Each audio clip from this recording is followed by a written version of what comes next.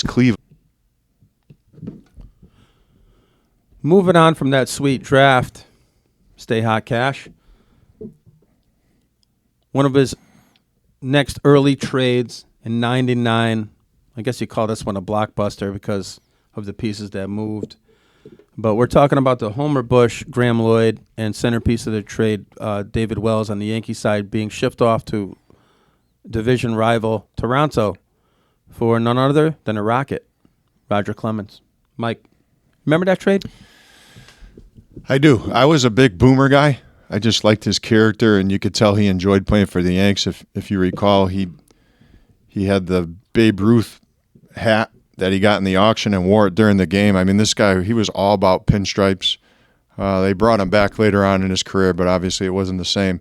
I just think it was one of those things where Steinbrenner was approached, Cashman was approached. You know, Toronto wasn't winning, even though in 97 and 98, the 2 years he played for Toronto, he won the Cy Young both years for like pretty bad teams.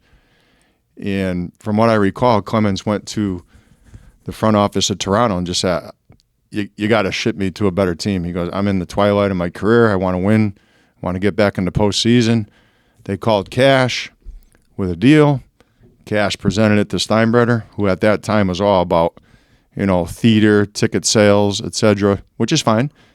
And again, in my opinion, it was a trade they didn't need. I think they were going to go on that run regardless of whether they had Clemens or Wells as a starter, but they got Clemens in his first year with the Yanks was 99. Well, it's hard to top that 98 roster. You know what's else, you know what else is hard to top? Those three guys were all pieces that stuck out to me that one night against Baltimore when Tino got drilled for the second time by that scumbag. And Benitez. Our man Strawberry went out there to take care of business with Jeter following right behind him to make sure he didn't get behind anyone else. Jeter knew who to be. How about Brocious and Benitez in front of the dugout? You know what? Brocious got in a fetal position. Yeah, but that was right after the Aussie came in swinging hard. Him and Nelson came out of the bullpen. Yep. And then in the dugout, if you remember, Homer Bush was climbing over piles of people to get at people to defend his teammates. And then Wellesley lecturing Benitez about not getting too high with that business and, you know, buzzing the tower and actually hitting somebody that high is, you know, there's a fine line between sending a message and being dangerous. And Benitez crossed it, and Wellesley was ready to tell him about it. You get one of the best to ever do it, fourth all-time in strikeouts, multiple, you know, Cy Young Award winner. Did he win the MVP one year?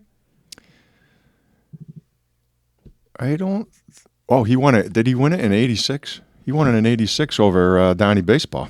Okay, so, I mean, we're talking about one of the best to do it, but in my mind, we're talking about a guy that was hard to root for. Of course, we got championships with him. It's hard to argue with that, but, like, you know, this guy's, you know, he's a liar. He's a liar. He hits Piazza in the head, and then in the World Series, the bat comes out at him. He throws it at the guy and then says, "Oh, I thought it was the ball. I thought it was the ball." So what did he think? It was dodgeball or monkey ball? You think if you hit him with the ball, he's out? Like, that was one of the stupidest comebacks of all time. I thought it was the ball. But what he was saying was, if he got a comebacker, he would then throw it at the runner. Lost a lot of respect for him. Yeah. Come on, dude. But then he earned some respect back by saying that Andy Pettitte misremembered all the. Remember that? I don't even want to remember any of that. That's a dark age for me. Hey, what is that? And then he's throwing his boy under the bus. And the bottom line is, he lied to Congress about doing the steroids. And, you know, again, that's for another day. But they got rid of our guy Wells. End of story. Right? Lovable Yankee. I mean, no hitter. Pitched a great game against the Indians in 98 or 98 ALCS Game 5. It was 2-2. Shut him down. Started Game 1 of the 98 World Series. Didn't pitch great, by the way. But they obviously won that game when Tino hit the grand slam. But I love Wells. I don't like Clemens. Did the trade end up being okay from a team standpoint? Yeah. They won in 99. They won in 2000. Should have won in 01. Monkey ball.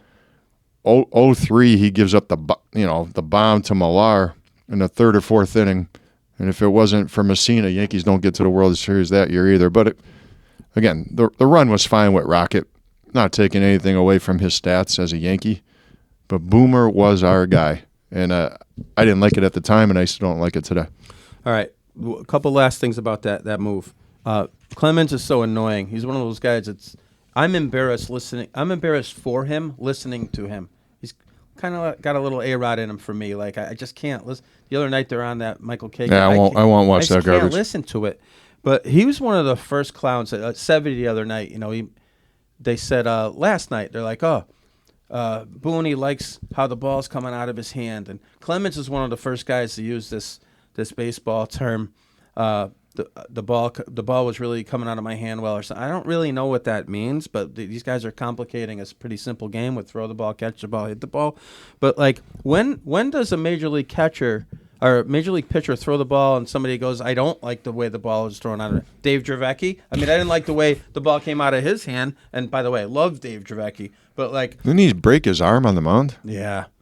Sad story. And then Paul O'Neill, I didn't like the way it came out of his arm in Cleveland when he kicked it in because it never got to his arm. He kicked the freaking ball in. And then one last one, I didn't like the way the ball came out of 50 Cent's hand when he threw that first pitch for the Mets. That was just a bit outside. Euchre couldn't be reached for comment. Mike, Lottie, that trade, a stay hot cash trade or no? Yeah, stay hot cash. Stay hot cash. Back after this.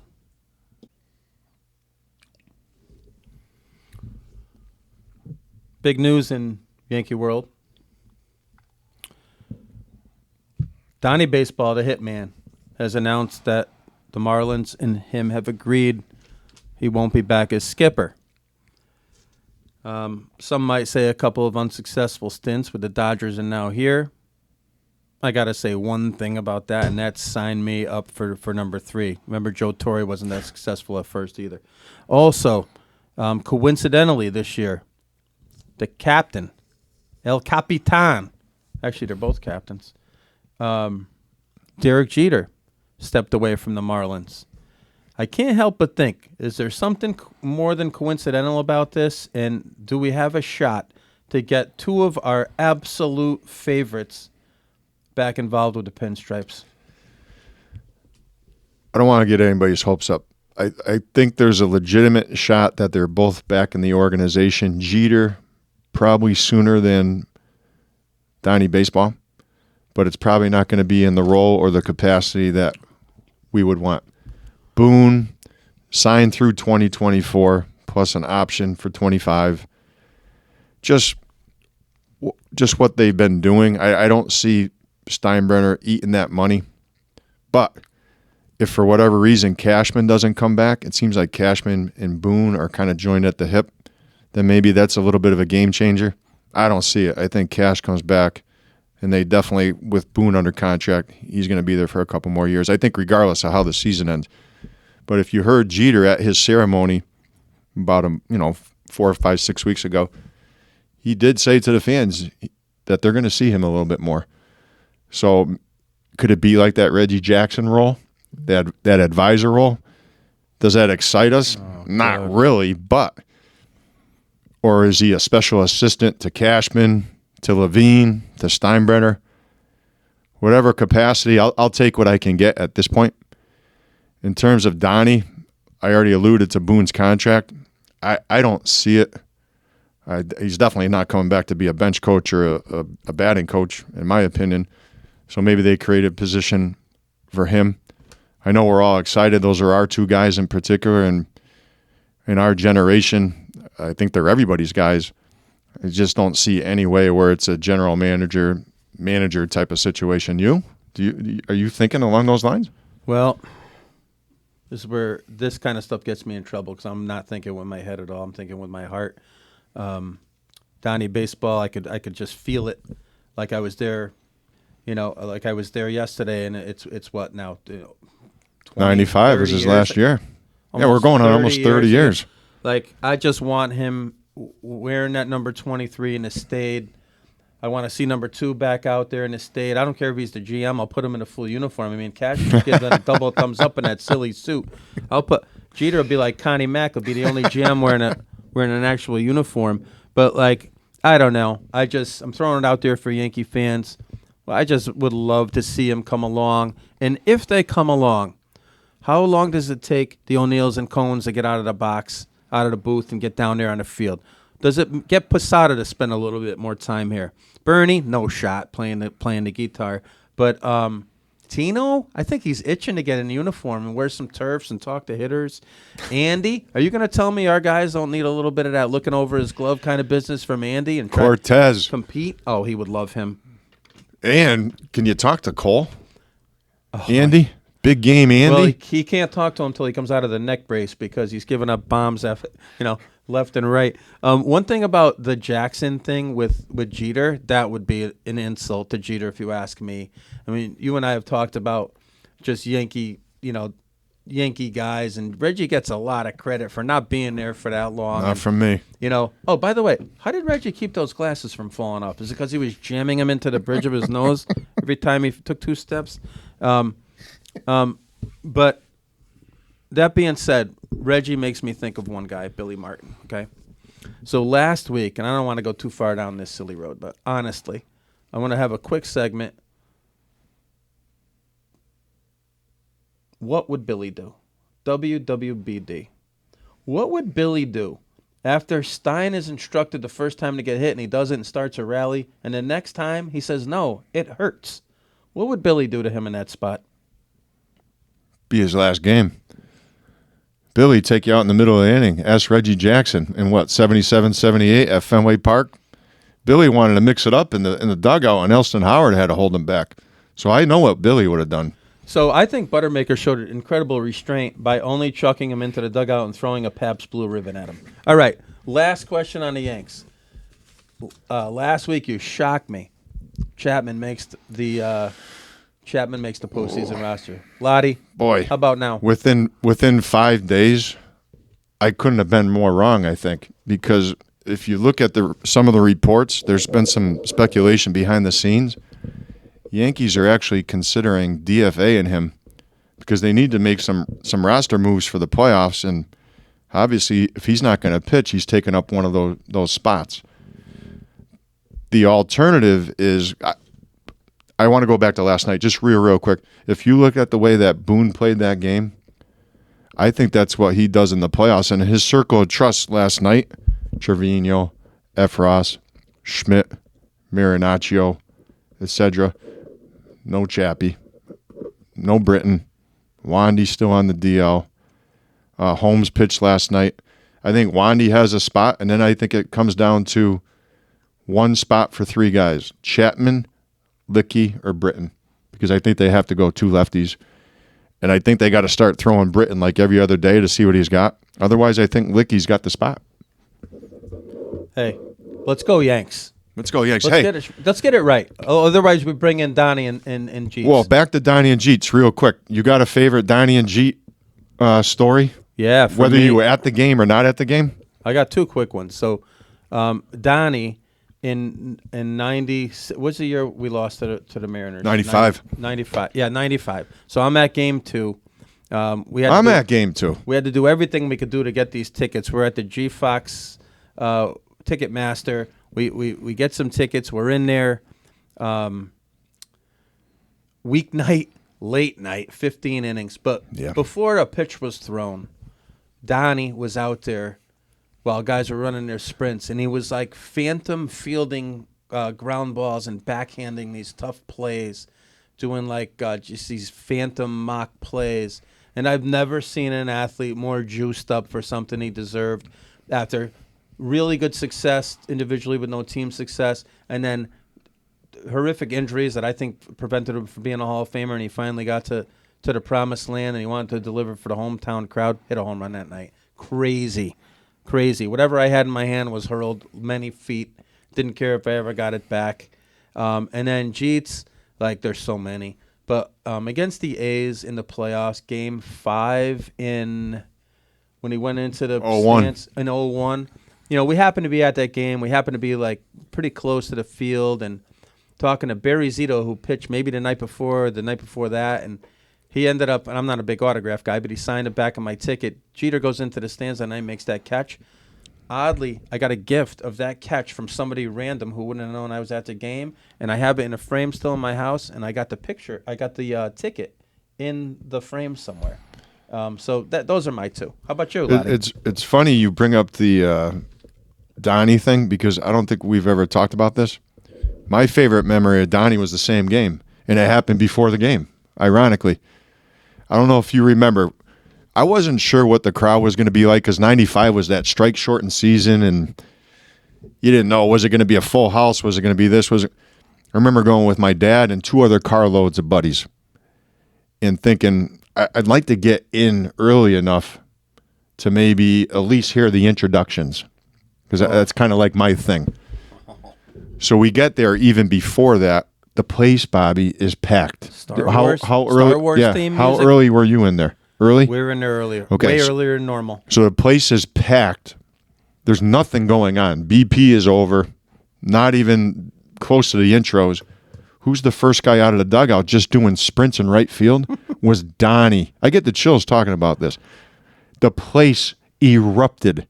Nothing was going on except Don Mattingly running from the first base line out to right center, from right center back to the first base line. He did it probably a half a dozen times.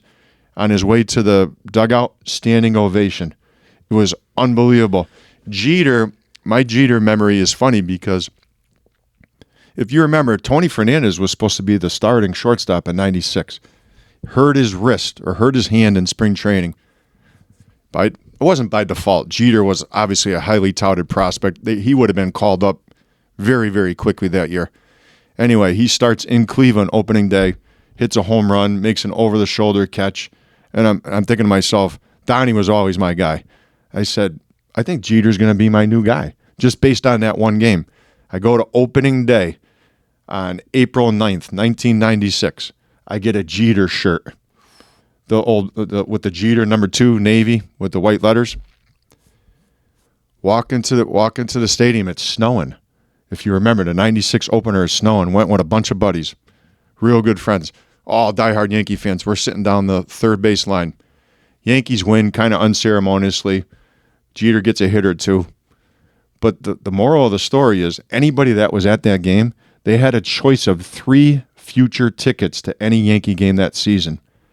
We picked an obscure May 14th game against the Seattle Mariners. It was a night game in the middle of the week.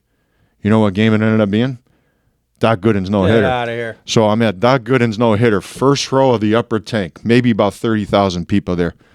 You know, he's walking the ballpark, as you remember. He had definitely a half a dozen walks. Wasn't sharp in terms of his control, but the control was just bad enough to keep Seattle off balance. And if you remember that team, Buhner, Griffey, Edgar Martinez, Sorrento, phenomenal team. He pitches a no-hitter. I don't go to that no-hitter unless I'm at that opening day. So I owe that to Jeter, really. That being my guy, wanting to go see him play opening day at Yankee Stadium. Got to see Doc Gooden. weren't they going to trade him for a Mariner? Ironically, weren't they going to trade him for a Mariner shortstop? And then somebody said, nah, bring the kid up. Thank God the stick was around. Was it Felix for me? Yeah. Thank God for stick. Otherwise, we'd have no Bernie, no Rivera, no Jeter, no Pettit. You know what I mean? No O'Neill trade. No World Series. No World Series. Yeah. All right. I hate this part of the program because we got to say goodbye to the Yankees, but I also love it because we get to bring in the expert of fantasy football, none other than the Don Corleone of the gridiron, Jeff Don, the Don Father. Don Father, we've missed you. Yeah, I'm sure you have. Don you Father's have. been taking a little backlash for a few picks last week. Hey, Bobby, if they ain't hating, they ain't listening. So That's exactly right, Don Father. I mean, I was buying what you were selling about the Chargers D, and I sat Hollywood Brown to the tune of 28 points in my PPR league. But anyway, you're my partner in that, so we got to win anyway. Actually, if you look at and listen back, the Don Father wasn't that far off. He's got the toughest job on the show here, trying to predict the weather in New England here. It's not easy. Anyway, Don Father, what do you got for this week? And if you want to, chime in about last week, this is your chance. Go for it. Sure. Thanks, Bob. A couple things from last week. The AFC West is overrated. I mean, I pumped up the Chargers for 5 minutes on the show. I was dead wrong. I'll take the bullet. I can't avoid it. I mean, it was a shotgun right to the head. They were just an absolute disaster last week. Go Jags. But it's tough to overcome injuries. I mean, look at the Chargers. Justin Herbert's injured. Keenan Allen is out. Nick Bosa, they lost the first play of the game. He's out. They lost their all-pro left tackle, Slater, for the entire season. J.C. Jackson, the best corner in football, didn't play. So they were down a lot. They didn't expect to lose those two pieces of Bosa and Slater in the first quarter. But give Jackson all the credit in the world. I mean, they moved the ball. They spread it out everywhere. Godfather, you know what else they didn't expect to lose? A game to the Jaguars. Go ahead. I'm sorry. Get back on the AFC West. Raiders are just a dumpster fire at 0-3 right now. I mean, who would have thunk it? They made the playoffs last year. They brought in a couple studs. They brought in Devontae Adams, the best receiver in football, and they're 0-3. Chargers 1-2. Chiefs lost. I mean, the Broncos are tied for first, and they're awful. Pass or run. So that's one thing I want to talk about. It's tough to overcome those injuries. AFC West is overrated. But the funny thing is, it's not so much an observation, but we talked about it last week. There's 2 undefeated teams left in football. That's it. Who are they? Eagles and Dolphins, and no one's signing up for that Super Bowl. What was the last time they played what was really, really important? Everybody in the world watched it. The Eagles and Dolphins against each other? Yes, sir. You got me. The Super Bowl in Ace Ventura. Laces out, baby. Ray Finkel. That's it. That was a big one. That's a little nugget right there. More people watch that than last year's Super Bowl. There's also 2 teams that haven't won a game yet. We don't need to talk about them because nobody's going to play anybody in their fantasy teams anyways. But I want to ask you, who is going to be the last team standing when it comes to being undefeated this year? You got the Dolphins, you got the Eagles. I'll give you a couple quick games. Does that mean in all those last man pools, only the team? No, because it doesn't matter who you pick. That's a moving target. I get it. So who's going to be the last undefeated? Yeah, Miami's at Cincy, at the Jets, at home against Minnesota, then at home against Pittsburgh. It's not going past this week. Miami will be the last undefeated team, but let's not get into it just yet. So Philadelphia is playing Jacksonville this week, which is tough, and at Arizona. I mean, they both have tough the next couple weeks. That old Dolphins team is going to be popping the champagne, I think, in the next couple weeks, right? More to come on that Jags game. Go ahead, Jeff. All right. So I'm not going to talk about strategy because obviously my strategy was pretty bad last week. Why would you say that? By the way, this Mark Andrews hate is unbelievable. I said play him. Record it back. I said you have to play the guy. All right. Remember, there is a game at 9:30 on Sunday morning in London. Put your lineups in. What's the one thing that always happens in London? There's rarely any scoring. They're hungover. They're drinking their pints. Nobody scores points in London. So remember that if you're listening to this, and hopefully you are, 9:30 a.m. Sunday game. Get your lineups in. You don't want to lose because you forgot to play somebody like I did last week. That's a great question. Oh, it's the Saints and the Vikings. Mike, 63-61. Go ahead. Yeah, go over big time on that. A couple last notes before we go into any kind of, stardom sit-ems. The over-unders this week. Pay attention to Cleveland, Atlanta. Should be points. Cleveland can run. Atlanta can't stop it. Seattle, Detroit. I mean, Detroit's offense is looking really good. Swift isn't hurt. Probably not going to play. St. Brown's kind of a little dicey, but Detroit can't stop anybody, but their offensive line is really, really good. Jags, Philly. I love Philly's defense, but Jacksonville just seems to be able to put up points from everywhere on the field this year. And Jalen Hurts looks so much better than I thought he was going to look this year. He's really taken that next step. Brownies. And then Buffalo, Baltimore. I just think that there's going to be a lot of points. Baltimore, as much as they won a big game against New England, they can't stop anybody. I mean, New England still scored 27 points. Baltimore cannot stop anybody. Their secondary, along with Buffalo's, is dinged up. I mean, they're pulling guys off the practice squad now to come up and play against 2 of the best quarterbacks in fantasy football with Lamar and Josh Allen. So there's going to be a lot of points. If you have anybody on either one of those teams, throw them in your lineup. Mike, or Don Father, hold up. Definite track meet, I agree. How about the Bills running backs? Would you play that? Would you play Singletary and these guys in that game? In this game, are you worried about Diggs not playing? This game, maybe. I might play. I might play him in this game, Singletary, because he catches passes, and I think there's going to be so many points in this game. He's going to get the opportunity to catch a lot of passes. Too early in the week to worry about Diggs? Questionable. Oh, he's going to play. He's definitely going to play this week. The guys I worry about is guys like St. Brown, who's very questionable. Looks like Swift is probably not going to play. I'm a little scared about St. Brown having a couple leagues. I don't think he's going to play this week, but I think Diggs is going to play this week. They can't lose 2 games in a row, and they need him if they're going to win that game. Okay. Don Father. Yes, sir. We're moving on to picks. One more observation before going to picks. It's quick. I promise you. It's going to be quick. So I talked about some of these Michael faux Scott. 3-0 teams. There's a couple really bad 2-1 teams. One of them being the Bears. The Bears are awful. We can all agree, but somehow they're 2-1. I'm going to give you a stat, then see if you can match it with a trivia question. A lot of you are more than welcome to answer too. So the Chicago Bears are the second team in NFL history to have less than 10 completions for 3 games in a row. Less than 10 completions, 3 games in a row, and they're 2-1. Who is the only other team, I'm talking in the Super Bowl era, obviously, to have less than 10 completions for 3 games in a row? Lottie, I'm frightened for you here with some of those Browns quarterbacks you've had, but I'll give you one hint. cold weather or no? They were 3-0 and didn't complete more than 10 passes in any of those 3 games. Was it the Packers? And our kids were alive. Oh, no. 85 Bears? Fire and Ice Giants? Tim Tebow and the Denver Broncos.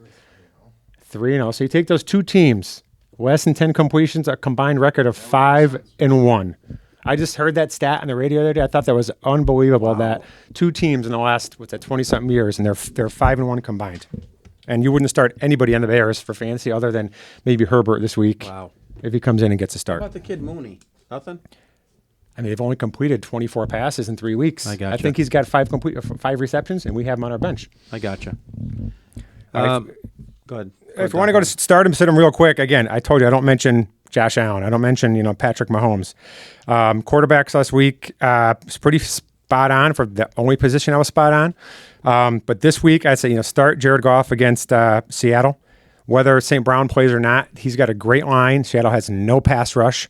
Jamal Adams still banged up, so I think you like to start Jared Goff. Brady against Kansas City. I did say sit him last week. That was correct.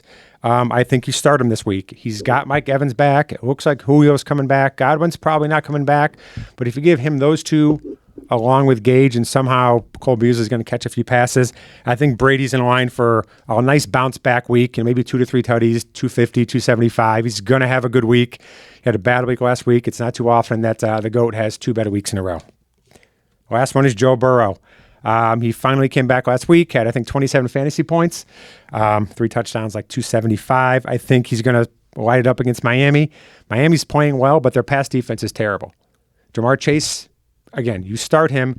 Xavier Howard's going to cover him. He hasn't given up a touchdown this year, but Jamar Chase is going to get points because he's so good, and Burrow looks for him 14, 15 times a game. Quarterbacks I'd avoid. Ryan Tannehill, he stinks. I wouldn't play him. Matthew Stafford, I mean, he looks terrible. He completed like 14 passes last week. I mean, that he's not even throwing to guys like Allen Robinson. I don't know what's going on. I'd avoid him. He has a pretty tough matchup against San Francisco, who's beat him, I think, 6 of the last 7 times they played, other than the playoffs last year. McVay and Shanahan. Shanahan has his number, so I think I'd avoid Stafford. I'm going to wrap up with running backs, receivers. Running backs, start Nick Chubb. I got a Browns helmet right in front of my face. He's on fire, and Atlanta can't stop anybody.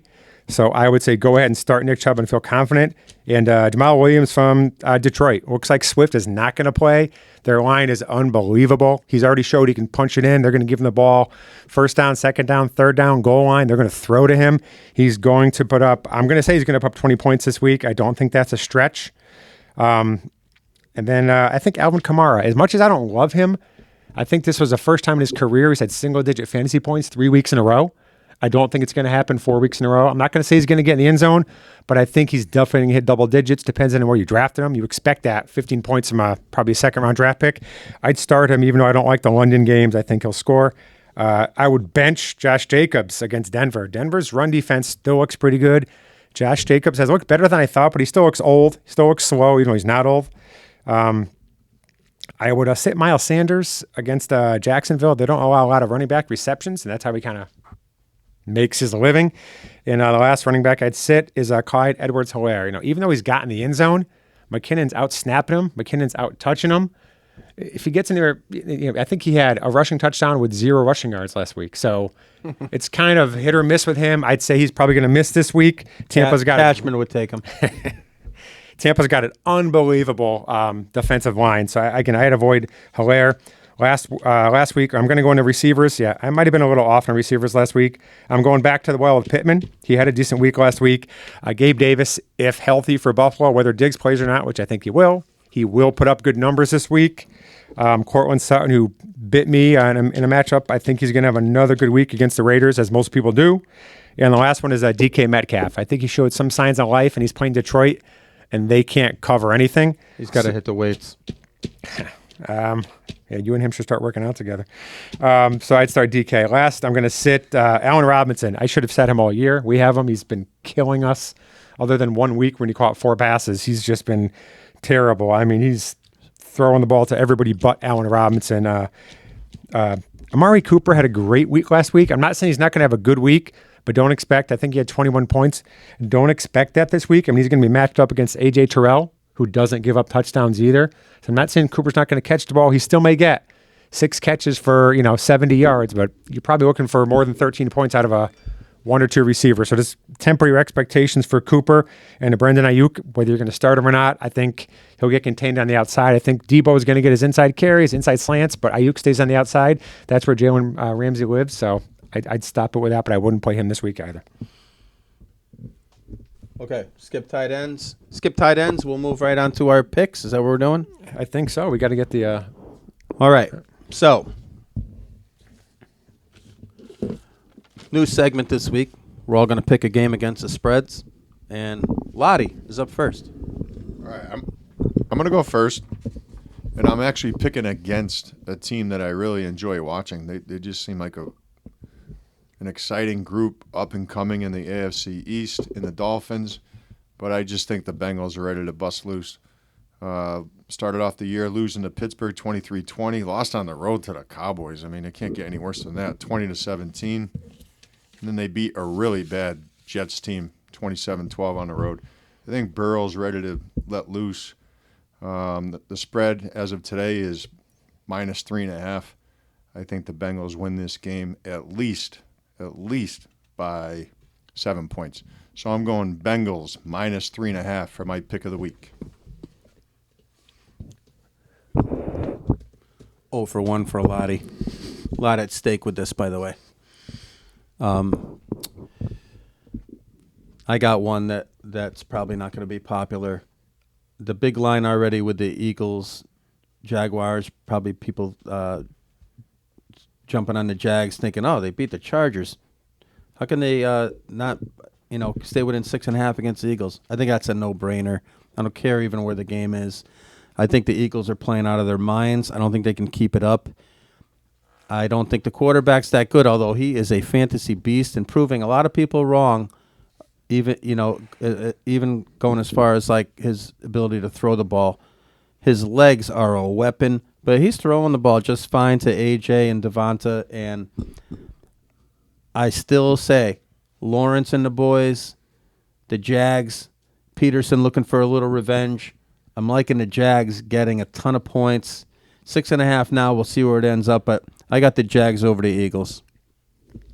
All right, we'll wrap up with my sure to lose pick. I kind of pivoted a little bit. I am looking at Lottie's Cleveland Browns. Again, because I'm surrounded by Browns memorabilia here. I kind of pivoted. The Browns are given 2.5 at Atlanta. Browns are coming off a long week. They played Pittsburgh last Thursday, got a few extra days. Atlanta cannot stop, as I mentioned before, anybody. I think Chubb is going to go crazy. I think Kareem Hunt's going to have a big day. Cooper may be contained, but I think Njoku is going to be hitting over the middle. He may score. I'm looking for a big day from the Browns, who, by the way, should be 3-0. The only reason not is because the Jets scored 14 points in the last 90 seconds. Browns should, which is sad to say they lost to the Jets, but Browns should be 3-0. I think they go 3-1 after beating a Falcons team where I think is being a little overvalued by, again, beating a weak Seattle team this week.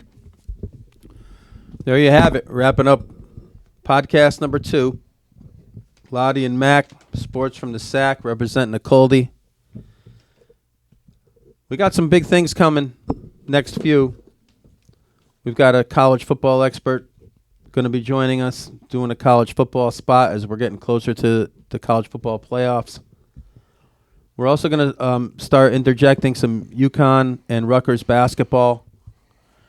And just want to tell everybody out there to subscribe to YouTube and like us or do whatever you need to do to get us a little something. Follow us on Twitter and Instagram, even though we don't have those yet, but come podcast 3, there'll be info about that. And we want to thank producer extraordinaire Mark Davis from Wolcott, Connecticut, now out of Waterbury, the master of meaningless knowledge, Hall of Famer Mount Rushmore of meaningless info. But he's helped us immeasurably, and just want to give that last shout out. It's almost October. Go Yanks. As of last night, go Cowboys. We're back on the radar. And see you on the Coldie.